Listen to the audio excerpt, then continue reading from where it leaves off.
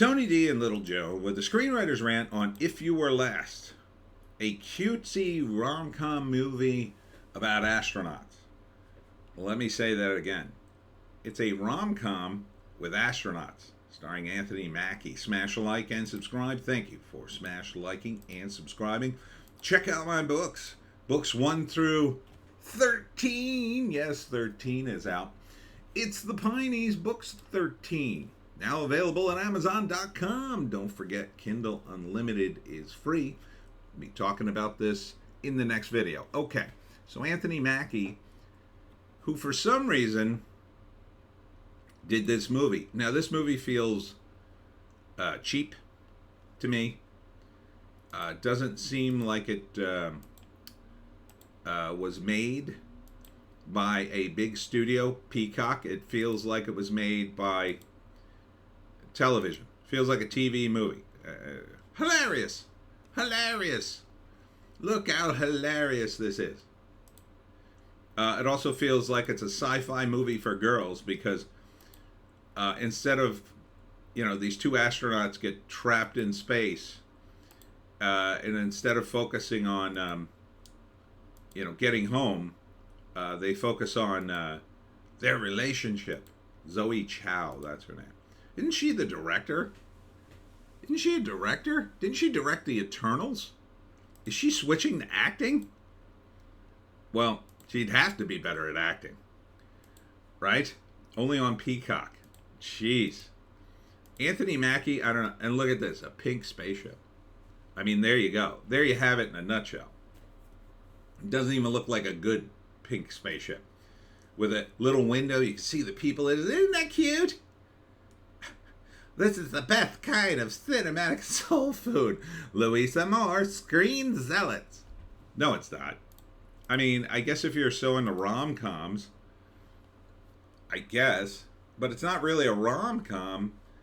I mean, Anthony Mackie's character and her character are both married. They're trapped on a spaceship. They may not be ever rescued. So their first thought is, oh, well, we should have a relationship. Yeah, forget about being rescued. We should have a relationship and have sex.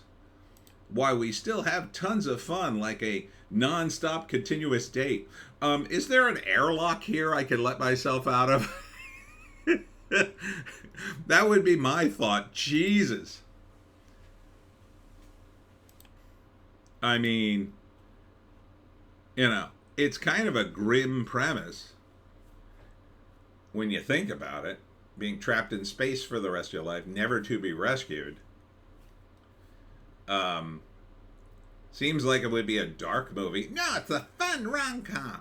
It's probably not going to end that way, though. So first act, Anthony Mackie and Zoe Chow are co-workers. They're astronauts. They're going into space for some important mission. They get along fine as co-workers, but then something happens. They realize, oh no, we may be stuck in space for the rest of our lives. So that changes everything. They're stuck, I don't know, for a couple of years. It seems very unlikely there will be a rescue attempt. And then eventually it gets to the point where we should have a relationship. Oh, good. Great. That's just what I want to see. I don't want to see any of the cool space stuff. Because from the sets to everything else, it seems like a couple of girls wrote this movie over brunch and don't know anything about space. Or how astronauts live. But it's in the future. You could kind of see it. Like, it's so in the future, like, they have all these comforts. And great design. But, yeah, not very realistic. So they spend the whole second act on one giant continuous date till they have sex with each other, I guess. And start kissing. And then the third act plot point is, oh, surprise, they will be rescued. Or they do get rescued. And how will that affect their relationship? Will they still be friends forever? Or have they ruined it? I don't care. Because I can't imagine the other ending. The other ending would be Zardoz, watching them turn into skeletons as they spend the rest of their lives on a spaceship. Who wrote this thing? It's just nuts. Now, if you're a middle-aged cat lady that loves rom-coms, yeah, this might be in your wheelhouse, I guess. If you could check your brain at the door and you're totally unaware of how, space travel works. I mean, I appreciate the non-grimness of this particular kind of space travel, but their situation is still kind of grim. Yeah, I just don't. I never watched this movie. There's not a hot enough woman on the planet to get me to watch this movie with her. I'd just be like, nah. I'd rather just go on a 90-minute date.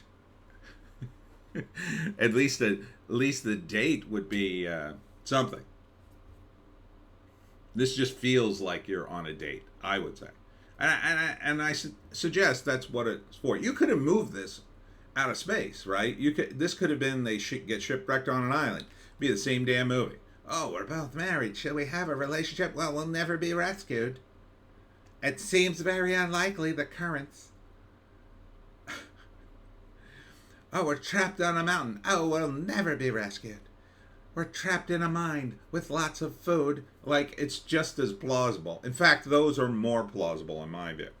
It'd be more plausible that they were trapped in a mine with enough food to last the rest of their lives than they would be trapped in space with enough food for the rest of their lives.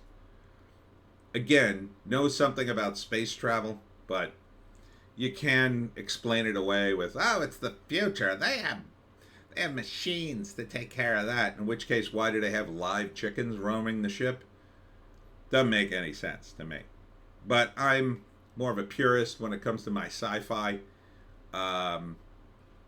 This offends my nerdly sensibilities. It really kind of does, I gotta say.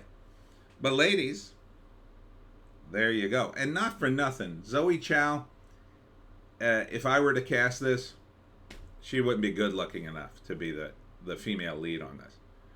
I would want a couple, like Anthony Mackie is fine. He's too big for this role.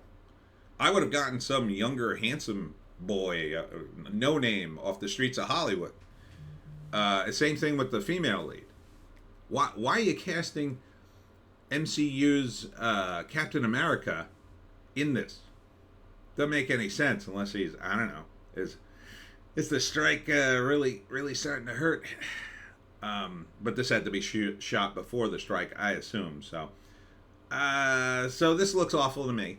But it's not for me. It's for women. Ladies, if you really hate your boyfriend, I guess you can get him to watch If You Were the Last. And that's it for me, Tony D, and Little Joan. Check us out on Odysee, Bitchute, and Rumble for our more base takes. I will be at the Dark Market tonight from 9 p.m. to midnight in Greenwich, New Jersey on Ye Great Street. Then tomorrow I'll be at the second annual Halloween bash at Kearney Cottage in Perth Amboy from 11 to 6. Hope to see you there. We'll see you in the next one.